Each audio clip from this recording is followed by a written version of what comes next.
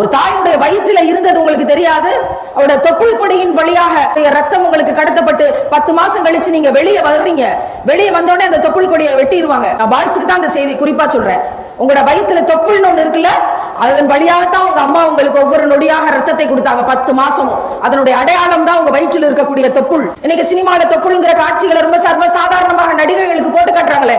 ஏன் ஹீரோக்களோட தொப்புளை காட்டி தம்பி நீ டான்ஸ் ஆடுப்பான்னு ஹீரோக்கள் ஆட விட வேண்டியதானே?